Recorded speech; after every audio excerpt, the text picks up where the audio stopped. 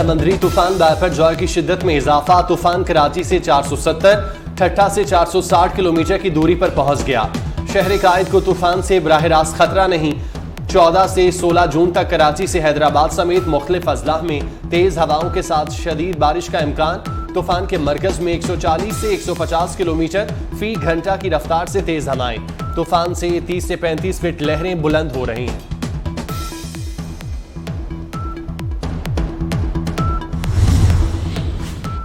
समुद्री तूफान से निपटने के लिए पाक फौज के ताज़ा दम दस्ते तैनात कर दिए गए।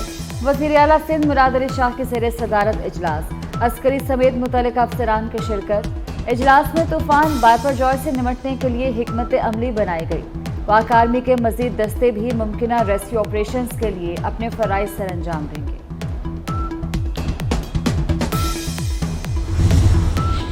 तूफान ने सजावल में असर दिखाना शुरू कर दिया। सजावल में तेज हवा के झक्कड़ चलने लगे।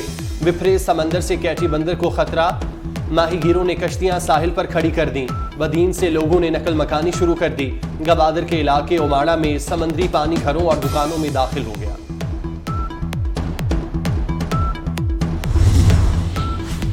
समुद्री तूफान के पेश नज़र जिला थरपारकर में अलर्ट जारी। जिले इंतजामिया ने इंतजामात के लिए PDMA से 10 लाख रुपए मांग लिए। थरपारकर में भी हवाएं चलना शुरू हो गईं। आज से शकूर झील के करीब देहात खाली कराए जाएंगे।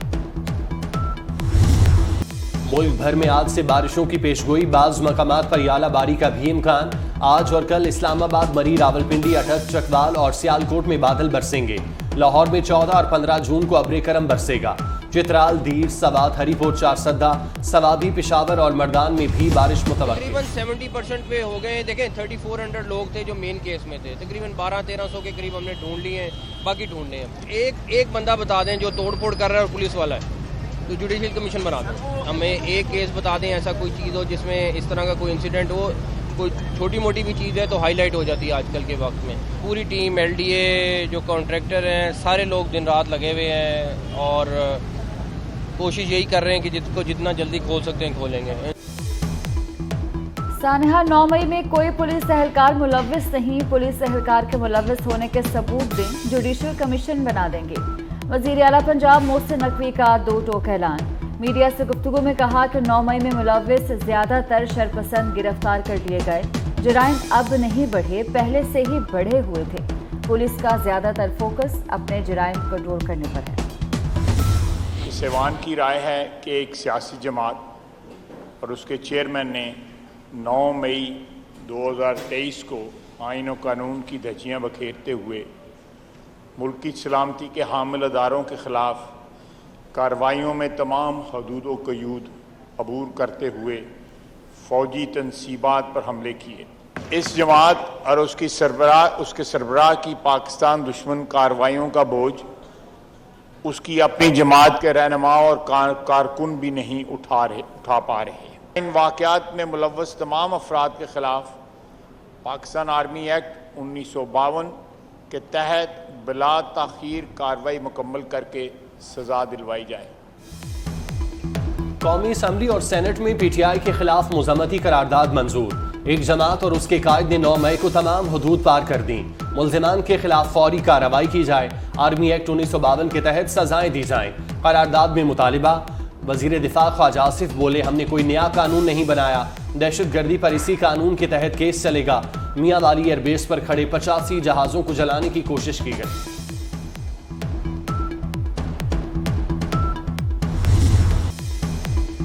वतन अजीज पर कुर्बान होने वाले शहदा के लवाहिकीन का सानहा 9 मई के दिल सोज वाक़यात पर गहरे दुख का इजहार।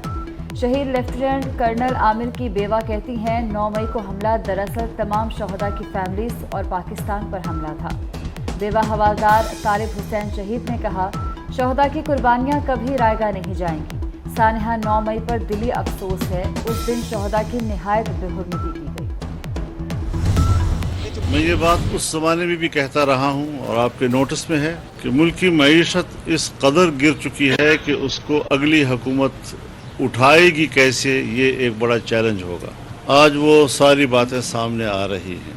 हर चंद कि पाकिस्तान इस वक्त माशी बहरान के जद में है। इन हालात में बजट पेश किया गया है, कौमी बजट, उसे मुतवाज़न करार दिया गया। इलेक्शन आगे बढ़ाने का फैसला पार्लियामेंट को करना है, किसी पार्टी और शख्सियत को नहीं। पीडीएम इंतखाबी इत्तेहाद नहीं है, सीट एडजस्टमेंट में ताउन करेंगे। पीडीएम सरबराह मौलाना फजलुर रहमान की प्रेस कॉन्फ्रेंस, कहा वो जिन्हें चोर कहता है उन्हें दुनिया पैसा देने को तैयार है। फितने की बीख खूनी होनी चाहिए और हुकूमत को सख्त इकदाम करने चाहिए।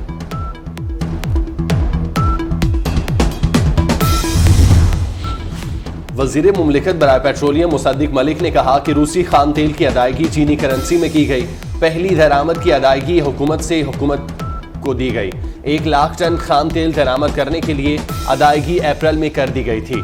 माहिदे के मुताबिक 45,000 टन तेल कराची पहुंच चुका, जबकि बाकी भी जल्द पाकिस्तान पहुंच जाएगा। किसी भी सूरत में इस खाम तेल की रिफाइनिंग से नुकसान नहीं पहुंचेगा।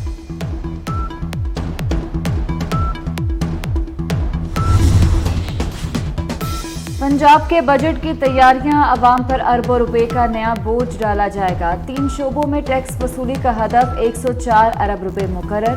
लैंड रेवेन्यू 26 अरब 51 करोड़, स्टैंप ड्यूटी की मद में हदफ 64 अरब 74 करोड़ होगा। ज़राई इनकम टैक्स में 13 अरब इकट्ठा करने पर नजर है। समुद्री तूफान बायपरजॉय भारतीय इलाके गाना फातीपोले से टकरा गया। मुतअद्दिद मकामी लोग समुद्र की बिखरी लहरों के साथ बह गए। तूफानी हवाओं ने कई परवाजें मनसूख करा दी। गुजरात के साहली इलाकों से लोगों का इनखला शुरू।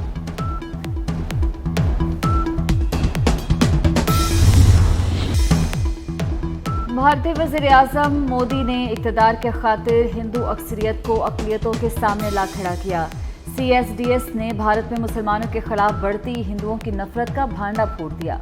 सर्वे के मुताबिक बीजेपी की कारकर्दगी से 59% हिंदू मुतमईन, 57% मुसलमान नाला, 50% हिंदू, जबकि सिर्फ 15% मुसलमान मोदी को दोबारा वज़ीर आज़म देखना चाहते। कांगो में नकल मकानी करने वाले अफराद के कैंप पर हमला, 45 से जायद अफराद हलाक हो गए। हमलावरों ने अंधाधुंध फायरिंग की और बहुत से लोगों को उनके घरों में जला डाला। UN अमन मिशन के मुताबिक मलेशिया ग्रुपों के जंगजू हमले में मुलविस हैं। शहरी आबादी को जानबूझकर निशाना बनाना जंगी जराइम है।